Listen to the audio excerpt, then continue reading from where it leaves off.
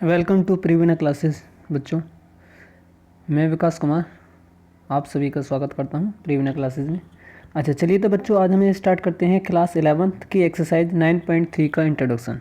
इससे पहले बेटा हम 9.1 और 9.2 का इंट्रोडक्शन डिस्कस कर चुके हैं, जिसमें 9.1 में हमने यानी कि डिस्कस करा था किसके बारे में, सीक्वेंस के बारे में, एंड 9.2 में हमने डिस्कस करा था किसके बारे में, अर्थमेटिक प्रोग्रेशन के बारे में। ठीक है, तो प्रोग्रेशन की डेफिनेशन आपको वहाँ पर बता दी गई थी कि एक स्पेशल टाइप का जो सीक्वेंस होता है उसी को क्या बोला जाता है, प्रोग्रेशन बोला जाता है।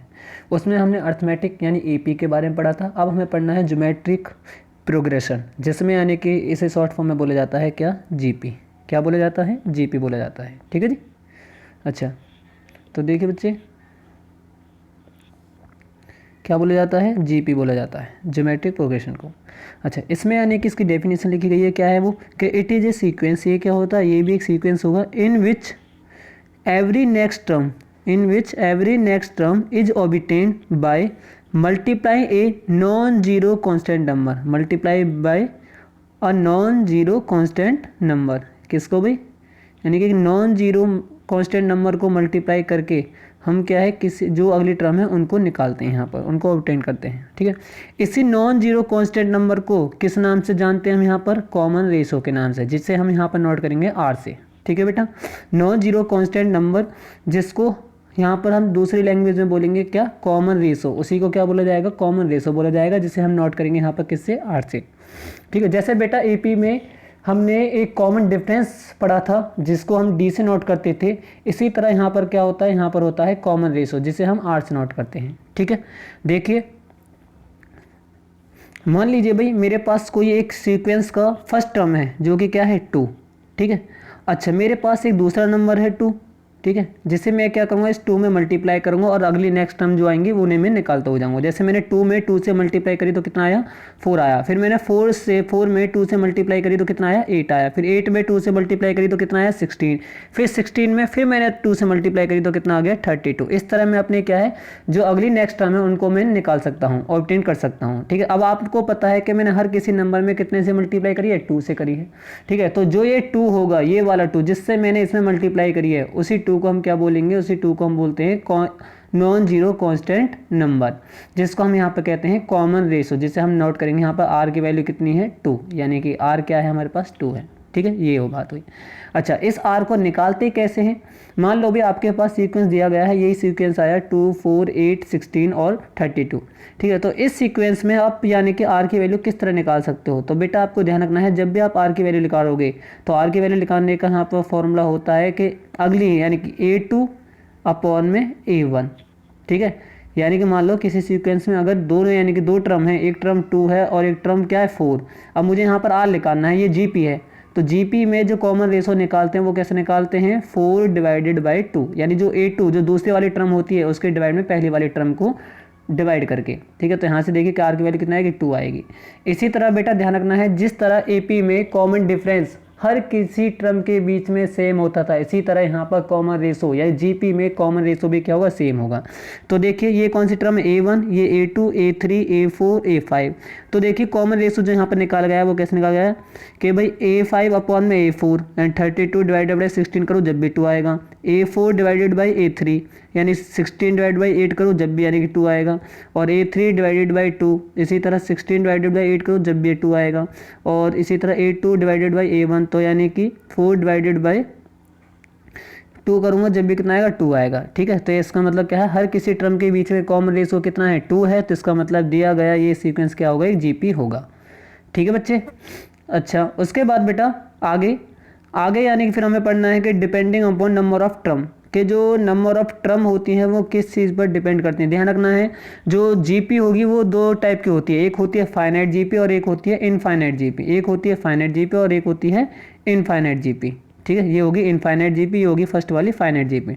फाइनाइट जहाँ पर ये यानी टर्म आती है फाइनाइट, इसका मतलब होता है बेटा काउंटेबल, जिनको हम काउंट कर सकते हैं, जो पॉसिबल हो। ठीक है, तो देखिए इसमें कितने नंबर ऑफ टर्म है, 1 2 3 4 5, तो इनको काउंट किया जा सकता है, तो ये क्या होगी, एक फाइनाइट जीपी होगी। ठीक है। लेकिन इनफाइनाइट जीपी वो जीपी होती है जिसकी नंबर ऑफ टर्म को हम काउंट नहीं कर सकते। तो देखिए इसमें कितनी है 2 4 8, 8 के बाद 3 डॉट लिख रहे हैं, इसका मतलब कहाँ तक है, ये इनफाइनाइट तक है।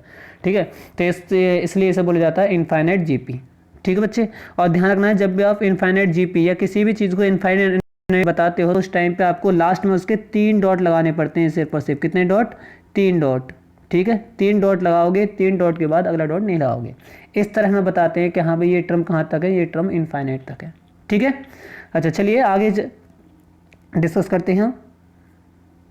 अब देखिए बेटा, जिस तरह हमने एपी में जनरल टर्म निकाली थी उसी तरह जनरल टर्म हम जीपी में भी यानी कि डिस्कस करेंगे जनरल टर्म के बारे में जीपी में। ठीक है, तो बेटा अभी हमने देखा था कि हमारे पास कोई टर्म थी तो ये क्या हमारे पास फर्स्ट टर्म होगी। ये मेरे पास एक सीक्वेंस है, ठीक है, किसका, जीपी का। ठीक है, मैंने एक यानी कि सीक्वेंस ले लिया जीपी में जिसमें मेरे पास कितने टर्म है 1 2 3 4 5 यानी 1 2 3 4 5 5 टर्म है। तो ये जो पहली टर्म है इसको बोला जाएगा फर्स्ट टर्म, इसे मैं नोट करूंगा A1 से, और A2 यानी दूसरी वाली टर्म को नोट करूंगा A2 से, और यानी कि 3 वाली टर्म को नोट करूंगा A3 से, और यानी जो 4 टर्म होगी इसे A4 से, और जो फिफ्थ टर्म होगी उसे A5 से। अब देखिए आपको यहाँ पर कुछ एक चीज़ यानी कि नज़र आ रही होगी कि देखिए फर्स्ट टर्म में आर की वैल्यू कितनी है, आर की पावर कितनी है 0, आर है नहीं, तो इसका मतलब आर की वैल्यू कितनी होगी 1 होगी। जब आर की वैल्यू अगर पावर 0 है तो इसका मतलब यहाँ पर यानी कि जिसकी पावर 0 होती है उसकी वैल्यू 1 होती है, तो यहाँ पर आर नहीं है तो इसका मतलब आर की पावर 0 होती है, जिसकी वैल्यू कितनी होगी थी 1। अच्छा यहाँ पर देखिए A2 यानी कि दूसरी टर्म में आर की वैल्यू कितनी है 1, A3 टर्म में आर की वैल्यू कितनी है 2, और A4 टर्म में यानी जो 4th टर्म है उसमें आर की वैल्यू कितनी है 3, और 5th टर्म में आर की वैल्यू कितनी है 4। इसका मतलब क्या है कि मान लो अगर हमारे पास कोई टर्म है, यदि मैं A6 टर्म लिखूंगा तो वो A6 की आएगी A आर की पावर 5 आएगी। ठीक है, इसी तरह यदि मैं लिखता हूँ A9 टर्म या A10 टर्म लिखता हूँ, ठीक है, 10वीं टर्म जीपी की, तो वो 10वीं टर्म जीपी की क्या आएगी, वो आएगी बेटा A आर की पावर 10 - 1 यानी कि 9। कितने आएगी, ए आर की पावर 9 आएगी। ठीक है, ये बात आपको ध्यान रखनी है।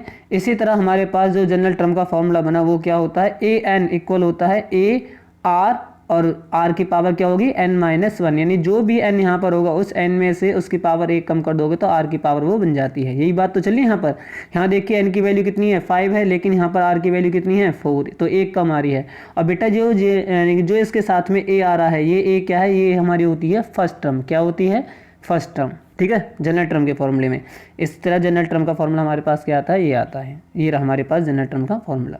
ठीक है, अच्छा तो यहाँ पर ए क्या है, फर्स्ट टर्म है, और आर क्या है, कॉमन रेशो। ठीक है, मान लो हमारे पास कोई जीपी है, जीपी दी गई है 3 9 27 और 81। ठीक है, और इसमें हमसे पूछा है भाई इस यानी कि इस जीपी की 10वीं टर्म बताओ, तो 10वीं टर्म का फॉर्मूला क्या बनेगा, A10 इक्वल होगा ए आर की पावर 9, अभी बताया था मैंने। ठीक है, और ए यहाँ पर क्या है, फर्स्ट टर्म है, और आर कॉमन रेशो कितना है, कॉमन रेशो कैसे निकालोगे, देखो 9 के डिवाइड में अगर मैं 3 करता हूँ, 9 के डिवाइड में 3 करता हूँ तो कॉमन रेशो कितना आएगा, 3 आ जाएगा। कितना आ जाएगा, 3। ठीक है जी। अच्छा 27 के डिवाइड में अगर 9 करता हूँ तो क्या यानी कि आंसर कितना आएगा, जब भी 3 आएगा, और 81 के डिवाइड में 27 करता हूँ तब भी आंसर कितना आएगा, 3 आएगा। ठीक है, तो इसका मतलब क्या हुआ कि हाँ भाई ये दी गई जो हमारे पास सीक्वेंस है वो क्या है, एक जीपी है। तो सबसे पहले बेटा जो भी आपके पास सीक्वेंस दिया जाता है उस सीक्वेंस को आप चेक कर लोगे कि वो एक जीपी है या एपी है, या एक अगली टर्म और एक और टर्म होती है हमारे पास एचपी। लेकिन एचपी का जो सिलेबस है वो हमारे यानी कि 11th क्लास में नहीं है। ठीक है, वो हमारे ग्रेजुएशन में काम आएगा, तो उससे आप यानी कि उसके बारे में वहाँ पर डिस्कस करोगे।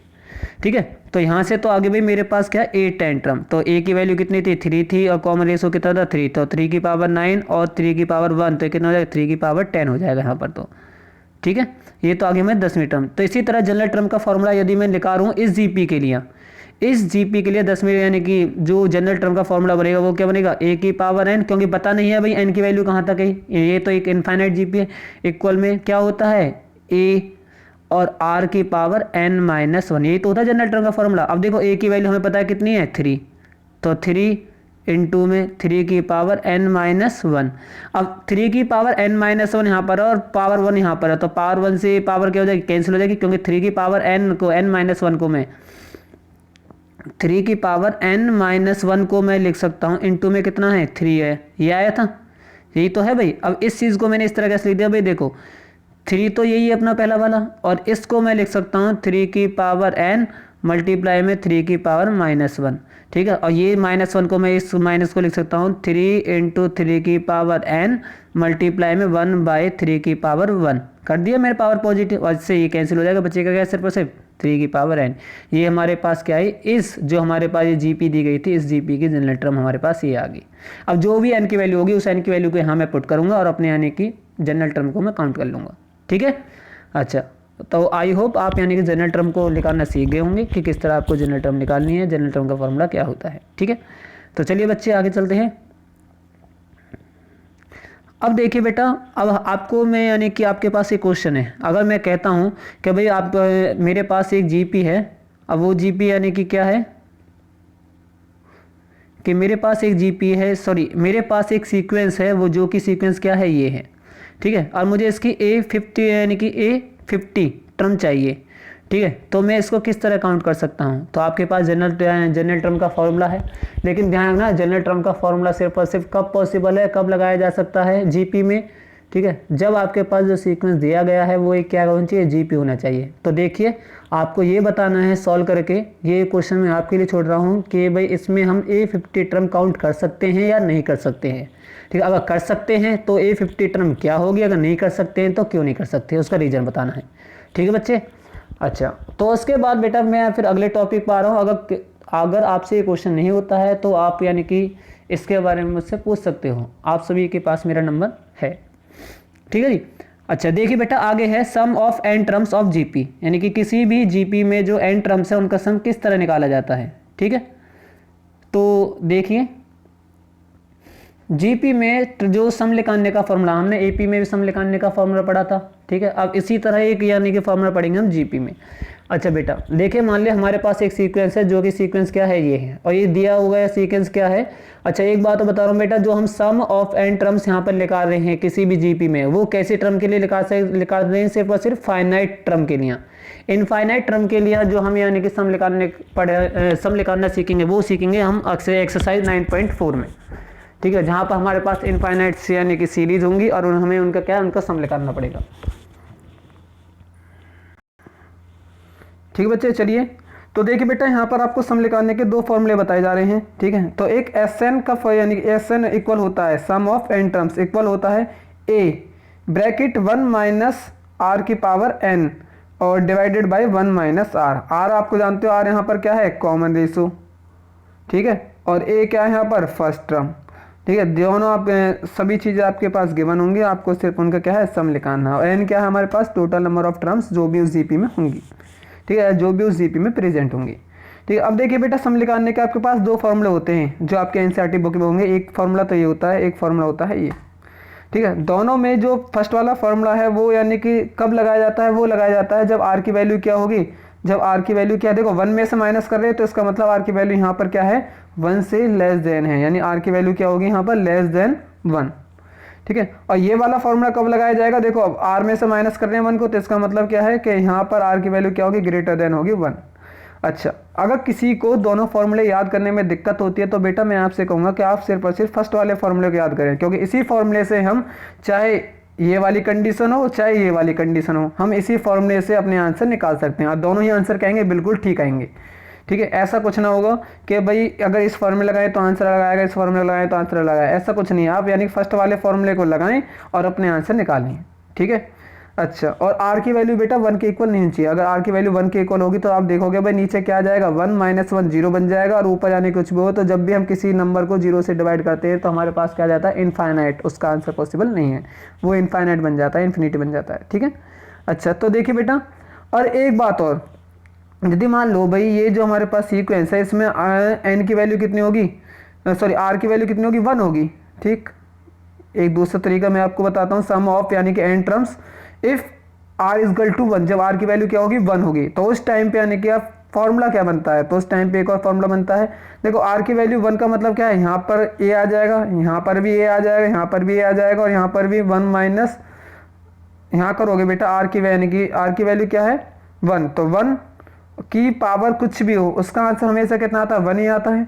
ठीक है, तो इसका मतलब क्या है, ए आ जाएगा, और इसका मतलब क्या है, वो यानी कहाँ तक आएगा। अब देखो, यदि भाई मैं आपसे कहता हूँ आपके पास 1 + 1 + 1 है, तो आप इसे क्या लिख सकते हो, 3 लिखोगे। यदि मैं ऐसा करूँ, इसी चीज़ को ऐसा लिख दूँ 3 × 1, ठीक है भाई, 3 × 1 करके, तो आंसर जब भी कितना आएगा, 3 आएगा। ठीक, अगर अच्छा एक बात और देखो, यदि मेरे पास है भाई 1 + 1 + 1 + 1, अब यानी सॉरी 1, अब मैं इनको यानी कि सम नहीं कर रहा इनका, मैं इन्हें काउंट कर रहा हूँ कितने हैं, 1 2 3 4, 4 है, तो 4 × कितने क्या है, 4 1, तो फिर यदि मैं 4 में 1 से मल्टीप्लाई कर दूँ तब भी तो आंसर 4 आएगा।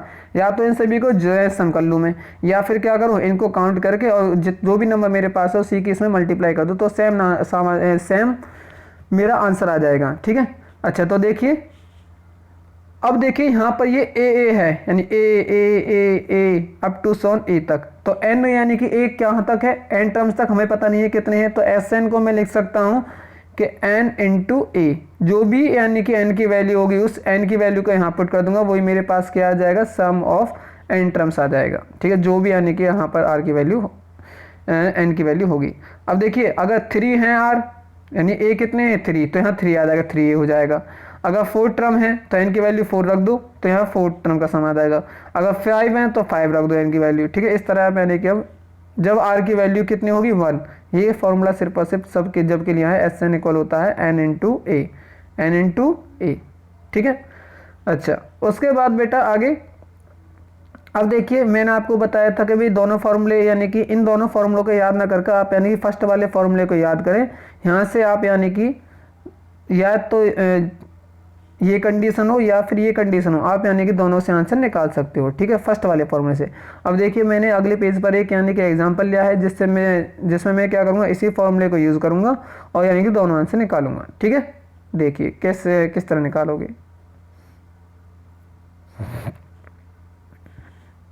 देखिए बेटा जो मेरे पास स्टार्टिंग में सीक्वेंस था 2 4 6 8 सॉरी 2 4 8 16 और 32, यही सीक्वेंस था स्टार्टिंग में, मैंने तो अभी फिर वही सीक्वेंस ले लिया।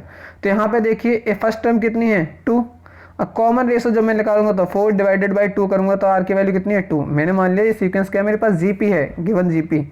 ठीक है जी, तो उसमें यानी कि सम निकालने का फॉर्मूला जीपी में क्या होता है, एस एन इक्वल होता है 2 × फिर आता है 1 - आर की पावर जितनी, यानी कि टर्म कितनी है, 1 2 3 4 5, तो यानी कि आर की पावर 5 होता है, तो यानी 2 की पावर 5 अपॉन में 1 - 2। तो यहाँ से इस चीज़ को सॉल्व करोगे तो यहाँ से इसका आंसर आ जाएगा कितना, 62। अब देखिए इसी सीक्वेंस को मैंने रिवर्स कर दिया, तो 32 16 8 4 और 2। अब देखिए आर की वैल्यू चेंज होगी, आर की वैल्यू कैसे चेंज होगी,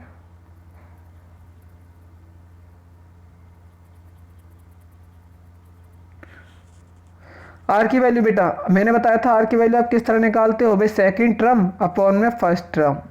ठीक है, तो इससे डिवाइड करोगे कितना आएगा, 1/2। अब देखिए ये 1/2 क्या है, ये 1/2 क्या है बेटा, ये 1/2 जो है वो 1 से क्या है, लेस देन है। तो आर का यानी कि इसका मतलब क्या, आर की वैल्यू अब 1/2 जो कि क्या है, लेस देन है कितने से, 1 से। तो अब क्या इसका मतलब क्या, फॉर्मूला सेकंड वाला। लेकिन मैं सेकंड वाले फॉर्मूले को यूज नहीं कर रहा हूँ, अभी मैं किस फॉर्मूले को यूज करूँगा, फर्स्ट वाले को, जिसमें यानी कि आर की वैल्यू क्या थी, लेस देन टी। ठीक है, अभी मैं उसी फॉर्मूले को यूज़ करूँगा और देखूंगा अपना आंसर यानी कि किस तरह निकाल सकता हूँ। अच्छा देखिए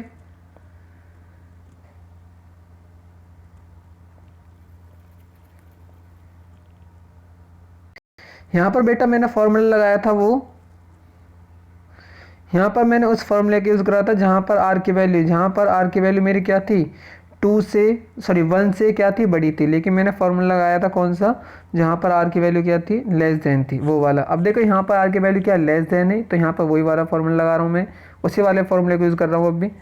अब देखिए तो ए की वैल्यू 32, क्योंकि फर्स्ट टर्म कितनी है 32, और आर की वैल्यू कितनी है 1/2। ठीक है, तो एस एन की वैल्यू क्या होगी, ए ब्रैकेट में 1 - आर की पावर कितनी है, 5 अपॉन में 1 - आर, ये आ गया। इसको यहाँ से सॉल्व करोगे तो बेटा सॉल्व करके आएगा 32 डिवाइडेड बाई 1 इंटू 32 और 31 ऊपर मल्टीप्लाई में 2 ऊपर चला है। जो 1/2 नीचे बचा था बेटा ये 2 कहाँ गया ऊपर, यहाँ पर आगे मल्टीप्लाई में, ठीक है। और जो यहाँ पर ये 32 था जो इसके डिवाइड में था, ये 32 एलसीएम लोगे तो ये 32 कहाँ जाएगा, नीचे आ जाएगा, ठीक है। और यहाँ से 32 से 32 कैंसिल होगा, 31 और 2 की मल्टीप्लाई करोगे तो यहाँ पर भी कितना आएगा 62। देखिए तो दोनों तरफ आंसर क्या आया, सेम आया, दोनों तरफ आंसर क्या आया, सेम। तो इसका मतलब क्या है कि आप यानी उसी फर्स्ट फार्मूले का यूज़ करके यानी कि सम ऑफ एन टर्म्स जीपी में निकाल सकते हो, ठीक है। अगर आप दोनों फॉर्मूले यूज़ यानी कि यूज़ करना चाहते हो तो दोनों यूज़ कर सकते हो। अगर आप दोनों फॉर्मूले यूज़ नहीं करना चाहते तो आपको मैं यही कहूँगा कि आप यानी कि फर्स्ट वाले फॉर्मूले को याद तो ज़रूर कर लें, ठीक है। चलिए बच्चे, अब देखिए बेटा एक चीज़ और कि कई बार ना बच्चे कंफ्यूज हो जाते हैं और वो क्या कर लेते हैं कि एक होता है ज्योमेट्रिक सीरीज़, ज्योमेट्रिक सीरीज़ को वो सम ऑफ जीपी या सम ऑफ एन टर्म समझ लेते हैं। अगर कोई यानी कि सीरीज़ को मैं फर्स्ट यानी कि जो 9.1 एक्सरसाइज का इंट्रोडक्शन था वहाँ पर मैं सीक्वेंस और सीरीज में दोनों में डिफरेंस बता चुका हूँ। देखिए एक बार फिर भी 2, 4, 8, 16, 32 ये क्या है, एक सीक्वेंस है। यदि मैं इसी सीक्वेंस को इस तरह लिख देता हूँ 2 + 4 + 8 + 16 + 32, तो अब ये चीज़ क्या है, ये चीज़ एक सीरीज है। क्या है, एक सीरीज, क्या है, सीरीज, ठीक है। और ये क्या है, सीक्वेंस, ठीक है। इस तरह यानी कि आप 9.1 का इंट्रोडक्शन देख सकते हो और वहाँ पर सीक्वेंस और सीरीज दोनों में डिफरेंस समझ सकते हो, ठीक है। अच्छा देखिए बच्चे, अब यहाँ पर हमें क्या करना है, यहाँ पर हमारे पास है ज्योमेट्रिक सीरीज। ज्योमेट्रिक सीरीज दो टाइप की होती है, एक होती है फाइनाइट और एक होती है इनफाइनाइट। कई बार इसे यानी कि बच्चे सम ऑफ यानी कि भाई जीपी तो है हमें दिखा है, ठीक है, तो इसमें बच्चे क्या लगाते हैं, सम लिखा देते हैं, ठीक है, जबकि यहाँ पर सम नहीं है। ये क्या है, ज्योमेट्रिक सीरीज है। ये सिर्फ आपको बताया जा रहा है कि जब भी यानी कि इस तरह कोई हो तो वो क्या एक सीरीज होती है। जबकि हमने फॉर्मूला किसका पढ़ा था, जीपी, सीक्वेंस यानी किसी भी जीपी में सम निकालने का फॉर्मूला हमने पढ़ा था। लेकिन वो चीज़ अलग होती है और ये चीज़ क्या होती है, अलग, ठीक है। जिसमें फाइनाइट नंबर होंगे, ठीक है, जिसमें फाइनाइट नंबर होंगे वो एक फाइनाइट सीरीज होगी, और जिसमें यानी कि फाइनाइट नंबर नहीं होंगे, ठीक है, वो क्या होगी, एक इनफाइनाइट सीरीज होगी, ठीक है। तो बेटा ध्यान रखना, ज्योमेट्रिक सीरीज अलग होती है और सम ऑफ यानी कि जो सम निकालते हैं जीपी में वो चीज़ की क्या होती है, एक अलग होती है, ठीक है। तो चलिए बच्चे आगे चलते हैं। आगे बेटा हमारे पास क्या एक क्वेश्चन है। इस क्वेश्चन के माध्यम से हम कुछ एक नए कॉन्सेप्ट की ओर चल रहे हैं, ठीक है। तो देखिए पहले पढ़ते हैं क्वेश्चन के, क्वेश्चन हमारे पास है क्या। हमारे पास वही क्वेश्चन है, the sum of the first 3 term of a GP is 13/12 के sum of first 3 term of a GP कितना है, 13/12 है, एंड देयर प्रोडक्ट इज -1, और इनका यानी कि प्रोडक्ट कितना है, -1 है। अब बहुत से बच्चे यानी कि इस सवाल को सोचेंगे भाई ये तो सवाल बहुत यानी कि बहुत ईजी है, ठीक है, तो इसमें है क्या, तो वो यानी कि क्या करेंगे, भावनाओं में बहकर इस जीपी की जो सीरीज मानेंगे वो सीरीज को इस तरह मान लेंगे कि ए आर और ए आर स्क्वायर, भाई ये होगी फर्स्ट 3 टर्म, इनका तीनों का सम कर देंगे वो, और इक्वल रख देंगे किसके, 13/12 के, ठीक है। और भाई फिर यानी प्रोडक्ट क्या है, तो फिर क्या है, इन तीनों की ही मल्टीप्लाई कर देंगे, ए आर मल्टीप्लाई में ए आर स्क्वायर, तो वो किसके दे देंगे, -1। अब देखिए जब आप बेटा इस चीज़ को सॉल्व करोगे ना तो आपको सॉल्व करने में ना इस चीज़ को बड़ी दिक्कत होगी, ठीक है। ना तो आप यहाँ से ए की वैल्यू अच्छी तरह निकाल पाओगे, ना ही आप यहाँ से आर की वैल्यू निकाल पाओगे, ठीक है। मैं ये नहीं कहता कि सवाल यहाँ से होगा नहीं, सवाल यहाँ से डेफिनेटली हो जाएगा, लेकिन जो कैलकुलेशन होगी वो बहुत ज़्यादा बढ़ जाती है हमारे लिए, ठीक है। तो उस चीज़ को कम करने के लिए हमने क्या करा है, हमने एक यानी कि कुछ कॉन्सेप्ट को पढ़ते हैं कि भाई सम एंड प्रोडक्ट इज गिवन। यदि क्या हो, हमारे पास सम दिया गया हो और प्रोडक्ट दिया हो। अब बेटा सवाल में सॉरी क्वेश्चन हमें क्या फाइंड आउट करना है, क्वेश्चन में फाइंड आउट करना है कॉमन रेशो और टर्म, वो तीनों टर्म फाइंड आउट करनी है, ठीक है। अब देखिए जब हमारे पास यानी कि सम गिवन हो और साथ में प्रोडक्ट गिवन हो तो how to take terms of GP, तो जो हम जीपी की टर्म मानेंगे वो यानी कि जीपी की टर्म क्या होगी, ठीक है। अगर मान लो भाई यहाँ पर कितनी टर्म लेनी है हमें, 3, यदि कैसे नंबर हैं, ऑड, कैसे हैं, ऑड, यानी टर्म कैसी लेनी है, ऑड लेनी है, ठीक है। तो नंबर ऑफ टर्म कितनी लेनी है हमें, 3, जब भी ऑड लेनी है, ठीक, तो 3, और जो हमारे पास और जो बेटा हमारे पास कॉमन रेशो होगा, कॉमन रेशो क्या है हमारे पास आर, कॉमन रेशो क्या होगा हमारे पास आर होगा। और जो टर्म लोगे, ठीक है, जब भी आपके पास ऑड नंबर आपको लेने हैं या ऑड टर्म लेनी है, ठीक है, तो वो टर्म कैसे होगी, वो टर्म होगी ए बाई आर कॉमा ए और कॉमा ए आर, इस तरह आपको टर्म लेनी है, ठीक है। और मिडिल टर्म इसमें कौन सी होगी, मिडिल टर्म होगी इसमें ए, क्या होगी ए। अच्छा, जब बेटा कंडीशन आए कैसे, सम ऑफ फर्स्ट 4 टर्म, यानी कि अब की बार कैसा नंबर आ जाए, यहाँ पर 3 की जगह आ जाए 4, तो 4 कैसा नंबर है, इवन, तो इवन के लिए कंडीशन अलग है कि नंबर ऑफ टर्म कितनी हो 4, यानी इवन वाला केस है। तो उस टाइम पे जो आप कॉमन रेशो मानोगे वो कॉमन रेशो मानोगे आप आर स्क्वायर, और जो नंबर ऑफ टर्म आप लोगे वो नंबर ऑफ टर्म यानी किस तरह होगी a by r q, a by r q और ए आर, ठीक है। उसके बाद a r q, sorry a divided by r q, a divided by r और ए आर स्क्वायर, ठीक है। ये 4 टर्म हमने ले ली। अच्छा, मिडिल टर्म इसमें कौन सी मानोगे, मिडिल टर्म आप इसमें मानोगे ए आर को, किसको मानोगे ए आर को, ठीक है। अब देखिए ये सवाल हमारे लिए कितना आसान हो जाएगा, इसकी कैलकुलेशन जो होगी वो कितनी आसान हो जाएगी हमारे लिए, ठीक है। आई होप आप सभी ने ये बातें नोट कर ली होंगी, ठीक है। अब देखिए बेटा ये बातें आपको इसलिए बताई गई है ताकि आपको सवाल करने में कोई दिक्कत ना हो। 2 ही केस होंगे, या तो एक इवन और ए ऑड वाला केस होगा या होगा इवन वाला केस। तो यानी कि हम ऑड के लिए आपको बता दिया है, यहाँ पर जरूरी नहीं 3 हो, ठीक है, 5 भी हो सकते हैं। तो 5 के लिए कॉमन रेशो तो आर ही रहेगा, लेकिन जो टर्म होगी अब की बार, यानी कि ए बाई आर से पहले क्या आएगा, ए बाई आर स्क्वायर, ठीक है, और ए बाई आर ए आर, और इधर भी क्या हो जाएगी, टर्म बढ़ जाएगी, ए आर स्क्वायर हो जाएगी, ठीक है, ऊपर वाले केस में। इसी तरह आप यहाँ पर बढ़ा सकते हो टर्म, ठीक है। चलिए देखिए बेटा, मैं उसी क्वेश्चन पे दोबारा से आ गया अब कि भाई मेरे पास मुझे क्या गिवन थी, मुझे गिवन है यानी कि किसी जीपी के जो यानी कि फर्स्ट 3 टर्म जो मेरे पास हैं उनका जो सम है वो कितना है 13/12। अब देखिए ऑड वाला केस है, 3 टर्म लेनी है, तो ऑड में केस में मैंने आपको बताया था जो आप टर्म लोगे वो क्या लोगे, ए बाई आर ए और ए आर लोगे। तो देखिए तीनों का मैंने सम करा, ठीक, और उसके बाद सेकंड केस तक भी तीनों का जो प्रोडक्ट है वो क्या है, किसके इक्वल है, -1 के। तो मैंने -1 करा, तो इस आर से क्या हुआ, ये आर कैंसिल हुआ, यहाँ पर ए की पावर कितनी हो जाएगी cube, a cube equal to हो जाएगा -1, और यहाँ से ए की वैल्यू निकल के आएगी -1, ए की वैल्यू अब हमारे पास आ गई, ठीक है। अब देखिए यहाँ से मैंने क्या करा, इस वाले में से एक कॉमन लिया, तो एक कॉमन लेकर मेरे पास बच गया 1/r प्लस में 1 प्लस में r, ठीक है। और a की वैल्यू मेरे पास कितनी है, -1 थी, जो -1 मैंने इधर भेज दिया, तो ये क्या हो जाएगा -13 डिवाइडेड बाई 12 हो जाएगा, और यहाँ से यानी कि 1/r प्लस में r प्लस में 1 की वैल्यू हमारे पास कितनी आ गई, ये आ गई, ठीक। उसके बाद बेटा आगे देखिए कि आगे हमारे पास क्या है, आगे है हमारे पास कि भाई अब यहाँ पर मैंने क्या करा, इस 12 की मैंने इधर मल्टीप्लाई करी, जब इस 12 की मल्टीप्लाई मैं इस 1 में करूँगा, ठीक है, और ये r मैंने एलसीएम लेकर कहाँ भेज दिया, इधर भेज दिया, ठीक है। तो यहाँ पर कुछ ये चीज़ें इस तरह आएंगी, यहाँ पर इस चीज़ का एलसीएम ले, जब एलसीएम लोगे तो आ जाएगा 1 प्लस में r स्क्वायर प्लस में r divided by r equal में आ जाएगा -13/12। अब इस 12 की मल्टीप्लाई यहाँ पे करूँगा तो इस 1 में होगी तो 12 आएगा, इस 12 की मल्टीप्लाई जब r यानी कि r स्क्वायर में होगी तो 12r स्क्वायर आ जाएगा, और इस 12 की मल्टीप्लाई जब इस r में होगी तो 12r हो जाएगा, ठीक है। और ये r कहाँ पहुँच जाएगा, ये r पहुँच जाएगा इधर -13r में, ठीक है। अच्छा, तो देखिए आगे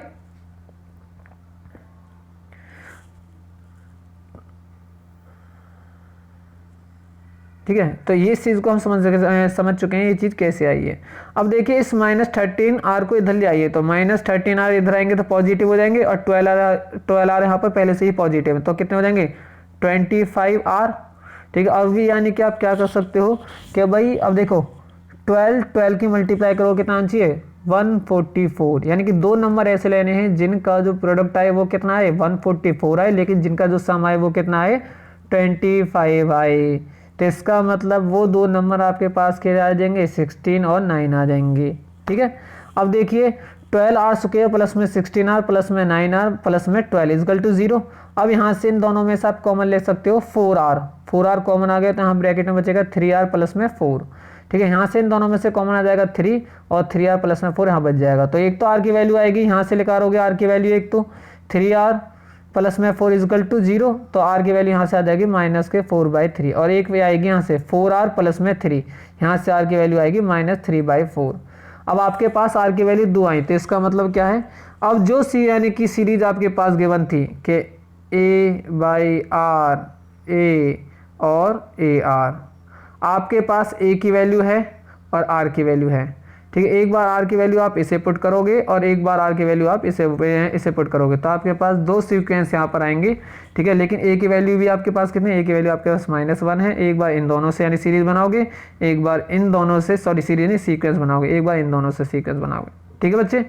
तो सीक्वेंस के लिए मैं आप पे छोड़ता हूँ इस क्वेश्चन को, अब आप करोगे इसे आगे। अगर कोई दिक्कत आती है तो आप मुझसे यानी कि डायरेक्ट फ़ोन पर पूछ सकते हो, ठीक है। ओके, चलिए आगे। अब बेटा देखिए, अब अगला कॉन्सेप्ट जो हमारे पास है वो क्या है बेटा, हमारे पास वो है हमारे पास कि कहीं पर ऐसा हो, जैसे भाई हमने यानी कि एपी में पढ़ा था अर्थमेटिक मीन, इसी तरह जीपी में एक चीज़ होती है ज्योमेट्रिक मीन, ठीक है। यदि मैं आपसे कहता हूँ कि भाई आपको क्या करना है, आप देखिए इस क्वेश्चन को पढ़िए ज़रा ध्यान से। इस क्वेश्चन में आपको बताया गया है कि भाई इंसर्ट 3 नंबर बिटवीन 1 एंड 256 के 1 और 256 के बीच में आपको कितने नंबर लेके यानी कि इंसर्ट करने हैं, 3 नंबर इंसर्ट करने हैं, लाइन लगाने हैं, ठीक है। So that the resulting sequence के जो सीक्वेंस आए वो सीक्वेंस एक क्या बन जाए, जीपी बन जाए, यानी कॉमन रेशो सभी का क्या आना चाहिए, सेम आना चाहिए। वो हमसे इस बात को कह रहा है। तो देखिए किस तरह करते हैं इस तरह के क्वेश्चनों को, ठीक है। तो आप सवाल को नोट कर लेना एक बार, ठीक है। और मैंने वैसे आपको नोट प्रोवाइड करा दिए गए हैं, ये को यानी कि इस क्वेश्चन आपको वहाँ पर भी मिल जाएगा, ठीक है। तो आप यानी कि अपने नोट्स को बेटा साथ लेकर बैठा करें जब इस यानी कि वीडियो को देखा करें, ठीक है। अच्छा, तो चलिए आगे देखिए बेटा। तो इस क्वेश्चन को हम थोड़ी देर बाद में डिस्कस करेंगे, ठीक है। उससे पहले हम डिस्कस करते हैं किस चीज़ के बारे में कि भाई insertion of n numbers between 2 numbers to make resulting से यानी कि सीक्वेंस इन ए जीपी, के जो भी यानी कि हमारे पास n नंबर यानी कि इन्हीं 2 नंबरों के बीच में यदि हमें n नंबर इंसर्ट करने हैं और वो यानी कि जब हम इंसर्ट कर दें उन नंबरों को तो जो हमारे पास सीक्वेंस आ जाए वो क्या बने, एक जीपी बने। तो उस क्वेश्चन को किस तरह करते हैं, पहले हम पढ़ते हैं किसके बारे में, ज्योमेट्रिक मीन के बारे में, ठीक है। तो देखिए बेटा मैंने 2 नंबर ले लिए, एक नंबर ए है और एक नंबर क्या है बी, ठीक है। अच्छा, ये जी यहाँ पर क्या है, जो एक नंबर मुझे यहाँ पर इंसर्ट करना है, इसी एक नंबर को बोला जाता है ज्योमेट्रिक मीन। क्या बोला जाता है, ज्योमेट्रिक मीन, ठीक है। सिर्फ और सिर्फ एक नंबर की बात कर रहा हूँ अभी मैं यहाँ पर, ठीक है। अच्छा, तो बेटा हम जानते हैं कि यदि भाई ये एक नंबर है जी और ये क्या है, एक जीपी है, ठीक है। तो इसका मतलब क्या होगा कि जी बाई ए क्या है, कॉमन रेशो इक्वल, इन दोनों टर्म का कॉमन रेशो इक्वल होगा बी बाई जी, इन दोनों टर्म के यानी कि कॉमन रेशो के, क्योंकि जीपी में भाई क्या हो, कॉमन रेशो कि हर किसी टर्म 2 टर्म के बीच का जो कॉमन रेशो होगा वो क्या होगा, इक्वल होगा, ठीक है। तो इन दोनों का यानी कि वो क्या होगा, कॉमन रेशो इक्वल होगा। तो वही बात मैंने यहाँ लिखी, ठीक है। अब देखिए जी के साथ मल्टीप्लाई करूँगा जी स्क्वायर और ए की बी के साथ मल्टीप्लाई करूँगा तो ए बी, ये तो है जी स्क्वायर की वैल्यू, लेकिन मुझे चाहिए जी की, तो जी की वैल्यू कितनी आ जाएगी, स्क्वायर रूट ए बी। तो ये क्या होता है बेटा, ये हमारे पास होता है ज्योमेट्रिक मीन का फॉर्मूला। क्या होता है, ज्योमेट्रिक मीन का फॉर्मूला। अब देखिए भाई मुझे क्या करना है, मुझे इस क्वेश्चन यानी कि इसको करना था, ठीक है। जी की वैल्यू निकालनी है, पहला नंबर मेरे पास 1 है, दूसरा नंबर मेरे पास 256 है। तो मैं यानी कि क्या करूँगा, इस जी की वैल्यू को लिख सकता हूँ ए और बी की मल्टीप्लाई और दोनों का स्क्वायर रूट, ठीक है। तो कितना आएगा, 256 आएगा। 256 का जो स्क्वायर रूट हो यानी कि निकलेगा वो क्या निकलेगा, वो निकलेगा बेटा 4 नहीं आएगा बेटा, ठीक है। तो देखिए बेटा कितना आएगा, 256 आएगा बेटा। इसको थोड़ा सही कर लेना, ये क्या आएगा यहाँ पर बेटा, ये 16 आएगा। क्या आएगा, 16 प्लस माइनस 16, कितना आएगा, प्लस माइनस 16 आएगा।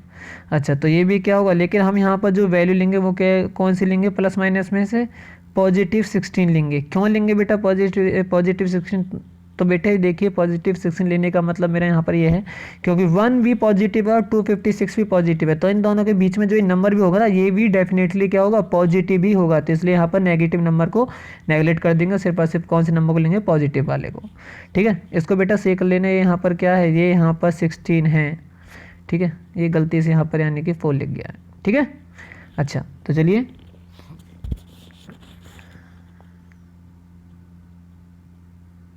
इस तरह बेटा क्या है, इस तरह हम ज्योमेट्रिक मीन निकाल सकते हैं। लेकिन बेटा ये देखिए ये तो हमने निकाला था सिर्फ और सिर्फ एक नंबर, ठीक है, लेकिन जब हमें यानी कि यहाँ पर निकालने होंगे 3 नंबर, जैसा हमारे पास अभी लास्ट क्वेश्चन था ये वाला, ठीक है, तो इस वाले क्वेश्चन को किस तरह करेंगे, इस वाले क्वेश्चन को करने के लिए आपको मेरे साथ बने रहना होगा और चलना होगा अगले पेज पर।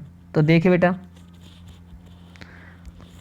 बेटा फर्स्ट नंबर मेरे पास क्या था क्वेश्चन में, यानी कि 1, और यानी कि जो लास्ट नंबर था वो कितना था 256। तो इन दोनों नंबरों के बीच में मुझे कितने नंबर इंसर्ट करने थे 3।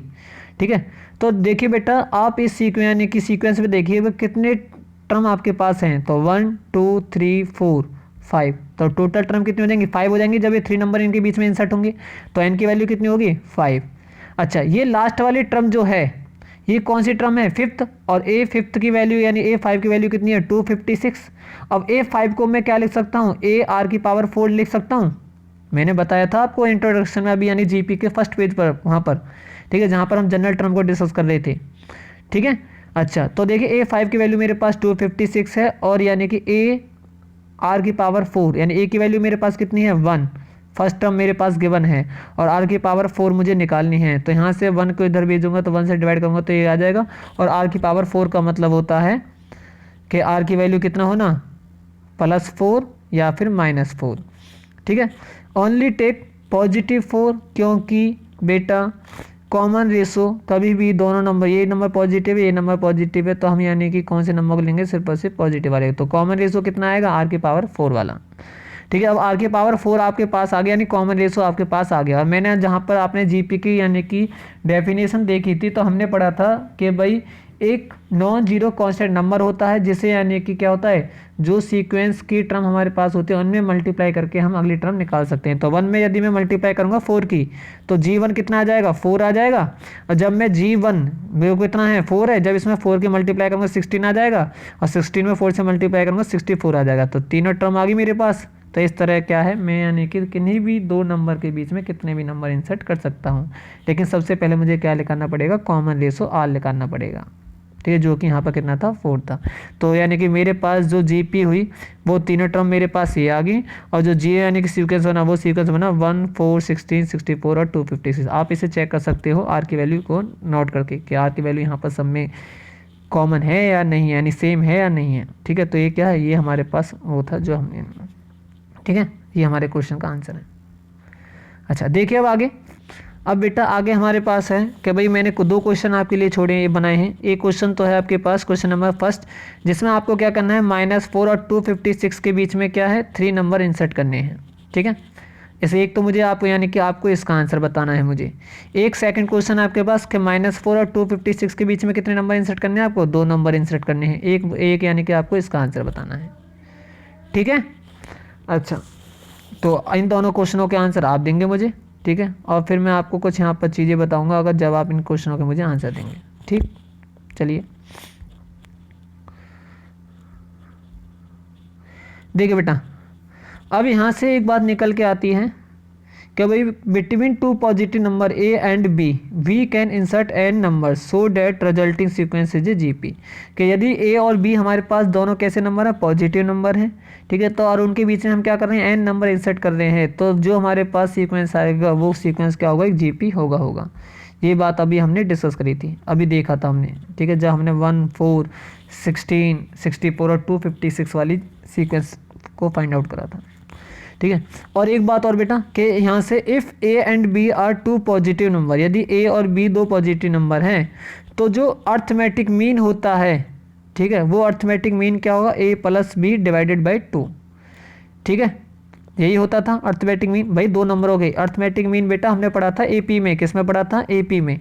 ठीक है, तो इसका मतलब क्या था कि जब हमने एपी में अर्थमेटिक मीन को पढ़ा था, हमने देखा था भाई वहाँ पर के दो नंबरों के बीच में हम एपी यानी कि वो निकाल रहे थे अर्थमेटिक मीन, ठीक है। तो यानी इस नंबर को फाइंड आउट कर रहे थे। ये नंबर कैसे आ रहा था, ये नंबर आ रहा था बेटा हमारे पास इस नंबर ए फर्स्ट वाले नंबर और बी वाले नंबर को दोनों को मल्टीप्लाई करते थे हम, 2 से डिवाइड करते थे, इसी को क्या बोलते थे, अर्थमेटिक मीन बोलते थे, जो कि इन दोनों के बीच का नंबर होता था, ठीक है।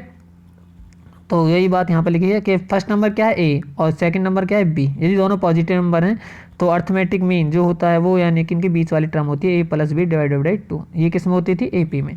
और जीपी में ज्योमेट्रिक मीन में क्या निकला, ज्योमेट्रिक मीन होता है हमारे पास अंडर रूट ए बी, ठीक है। और ये फर्स्ट टर्म हमारे पास ए और ये हमारे पास सेकंड टर्म थी, इन दोनों के बीच की जो टर्म थी वो ये निकाली थी हमने इस तरह ज्योमेट्रिक मीन से, ठीक है। तो ये हमारे पास क्या था, ज्योमेट्रिक मीन था। अब बेटा हम डिस्कस करेंगे कि relationship between arithmetic mean and geometric mean, कि इन दोनों में भी आपस में कोई रिलेशन होता है या नहीं होता है, अगर होता है तो वो रिलेशन क्या होता है उसके बारे में डिस्कस करेंगे, ठीक है। चलिए तो बच्चे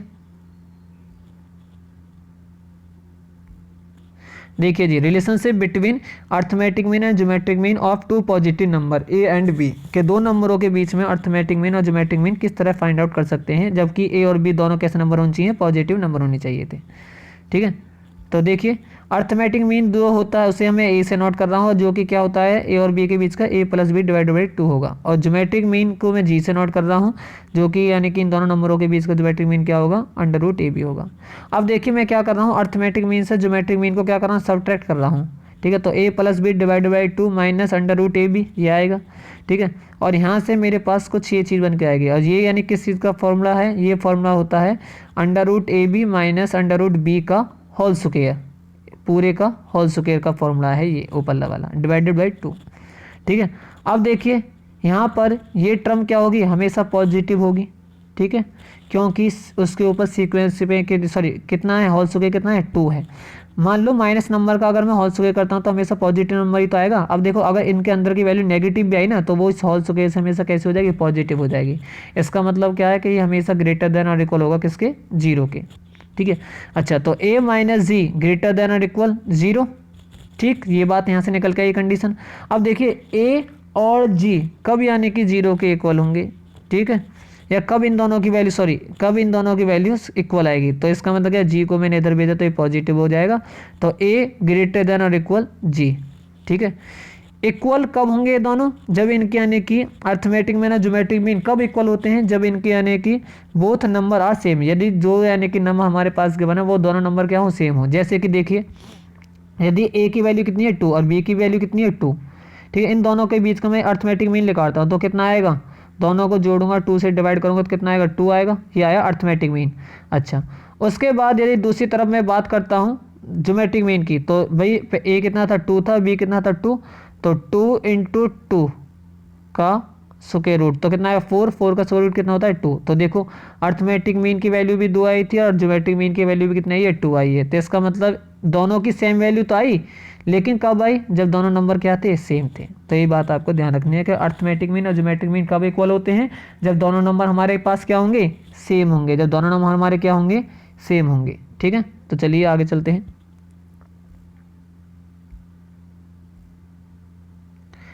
उसके बाद बेटा एक लास्ट कॉन्सेप्ट रह रहा है हमारे पास कि यदि if a and b are 2 positive number, यदि a और b हमारे पास क्या है, 2 पॉजिटिव नंबर हैं, ठीक है, यदि a और b हमारे पास क्या है, यदि 2 पॉजिटिव नंबर हैं, ठीक है, तो uh quadratic equation whose roots are a and b, तो इनसे क्या है हम एक क्वाड्रेटिक इक्वेशन बना सकते हैं जिसके यानी कि रूट्स क्या होंगे, a और b होंगे, ठीक है।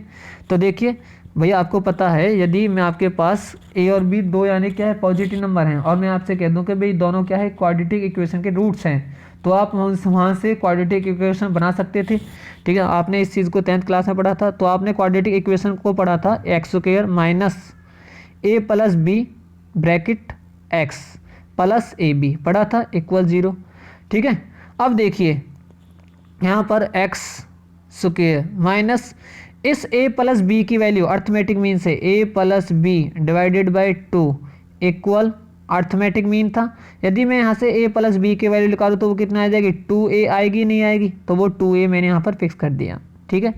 इसी तरह बेटा ए बी जो यहाँ पर है, इस ए बी की वैल्यू जी स्क्वायर कहाँ से आई, आपको पता था जी को मैंने ज्योमेट्रिक मीन बोला था, ठीक है, और अंडर रूट ए बी इसकी वैल्यू थी, ज्योमेट्रिक मीन की वैल्यू ये होती है, ठीक। अगर मैं यहाँ से ए बी की वैल्यू निकालूँ तो दोनों तरफ स्क्वायर करूँगा तो स्क्वायर से आ जाएगा, जी स्क्वायर इक्वल टू कितना आ जाएगा, ए बी आ जाएगा, क्योंकि ए बी के ऊपर से स्क्वायर रूट कैंसिल हो जाएगा, तो ए बी की वैल्यू कितनी आ गई, जी स्क्वायर, तो इसको मैंने यहाँ पर वैल्यू पुट कर दिया। इसका मतलब क्या है, इसका मतलब बेटा भी ये हुआ कि यदि मेरे पास ए और बी दो पॉजिटिव नंबर हैं, दोनों किसी क्वाड्रेटिक इक्वेशन के रूट्स हैं, ठीक है, तो मैं वहाँ से क्या है एक यानी कि क्वाड्रेटिक इक्वेशन बना सकता हूँ, और उस क्वाड्रेटिक इक्वेशन से मैं क्या है अर्थमेटिक मीन और ज्योमेट्रिक मीन फाइंड आउट कर सकता हूँ, ठीक है। यदि आपके पास एक बात ध्यान रखना है कि आपको पास ये पता होना चाहिए कि आपको अर्थमेटिक मीन और ज्योमेट्रिक मीन गिवन होना चाहिए, ठीक है। इस क्वाड्रेटिक इक्वेशन का मतलब ये है, यदि आपके पास अर्थमेटिक मीन और ज्योमेट्रिक मीन गिवन है तो आप वहाँ से ए और बी दोनों नंबरों को निकाल सकते हो कि वो दोनों नंबर क्या होंगे, ठीक है, क्योंकि ए और बी दोनों क्या है इसके रूट्स हैं, ठीक है। वहीं से तो भाई हमने इस क्वाड्रेटिक इक्वेशन को ड्राइव करा है। अब इसका रिवर्स कहता हूँ मैं कि भाई आपके पास अर्थमेटिक मीन गिवन है और ज्योमेट्रिक मीन गिवन है, तो आप यानी कि वहाँ से ए और बी को फाइंड आउट कर सकते हो, ठीक है। अच्छा आगे देखिए, if a and G are arithmetic mean and geometric mean between two positive number a and b then numbers are, ठीक है।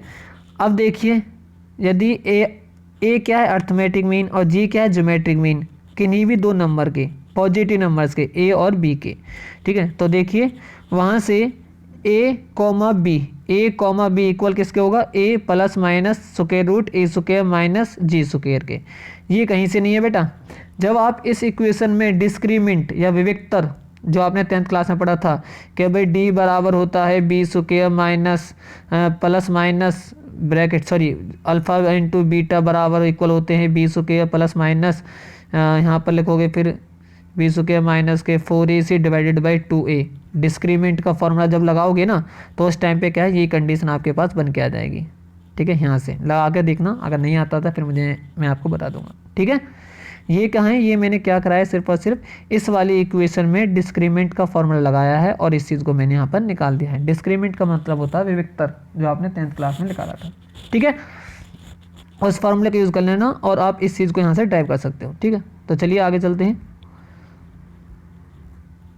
देखिए इसी चीज़ पर एक क्वेश्चन बेस है कि भाई क्या है, if arithmetic mean and geometric mean of two positive numbers a and b are positive, यानी अर्थमेटिक मीन कितना है 10, अर्थमेटिक मीन कितना है 10 और यानी कि ज्योमेट्रिक मीन कितना है 8, ठीक है। दो नंबर ए और बी, वो नंबर हमें पता नहीं है तो फाइंड द नंबर, तो नंबर निकालने हैं। तो बेटा हमारे पास दो फॉर्मूले हैं, एक फॉर्मूला तो है हमारे पास जो अभी हमने डिस्कस करा था कि यदि अर्थमेटिक मीन और ज्योमेट्रिक मीन गिवन हो तो ए कॉमा बी इक्वल होता है ए प्लस माइनस ए स्क्वायर माइनस जी स्क्वायर। आप यानी कि इस फॉर्मूले का यूज़ करके भी इसका आंसर निकाल सकते हो, लेकिन हम इसका आंसर निकालेंगे किसको यूज़ करके, उस क्वाड्रेटिक इक्वेशन को यूज़ करके। देखिए कैसे, ठीक है, मैंने सेकंड यानी फर्स्ट वाली चीज़ को यूज़ करके इसका आंसर निकाला है। आप यानी चाहो तो इसका आंसर यहाँ से निकाल सकते हैं, लेकिन हमें क्या है थोड़ा सा एक्सप्लेन करना है तो एक्सप्लेन हम यहाँ से कर सकते हैं। तो देखिए a and b are will be roots of given equation, यदि इस इक्वेशन के रूट्स हैं तो वेयर ए क्या है अर्थमेटिक मीन और जी क्या है geometric mean, a and G are arithmetic mean and geometric mean respectively, और ए और जी क्या है इसके अर्थमेटिक मीन और ज्योमेट्रिक मीन है, ठीक है। तो अर्थमेटिक मीन यानी ए की वैल्यू कितनी दे रखी है हमें 10, तो इसका मतलब यहाँ पे कितनी हो जाएगी 20, ये वैल्यू तो होगी 2 में जब मल्टीप्लाई होगी 20, और जी की वैल्यू कितनी है 8, तो यानी कि 8 का स्क्वायर करोगे तो 64। इसके फिर क्या करना है आपको स्क्वायर रूट कर लेने, सॉरी इस यानी कि इसको दो नंबर यानी कि इस तरह निकालने जिनके यानी कि मल्टीप्लाई कितना है 64 है, लेकिन प्लस माइनस करने पे कितना है 20 है, तो वो नंबर हो जाएंगे -16 और -4, ठीक है। जब इस इक्वेशन को सॉल्व करोगे तो यहाँ से आपके पास x की दो वैल्यू आएंगी, एक वैल्यू तो आएगी 16, एक वैल्यू आएगी 4, तो इसका मतलब या तो पहला नंबर 16 था और b की वैल्यू कितनी थी 4 थी, क्योंकि सुके भाई ये इसके रूट ही तो आए हैं, ठीक है, और a और b क्या होते हैं रूट्स ही होते हैं उस इक्वेशन के, ठीक। और देखो या फिर a की वैल्यू 4 हो सकती है और b की वैल्यू 16 हो सकती है, ठीक है। ये दो कंडीशन से पॉसिबल है, ठीक।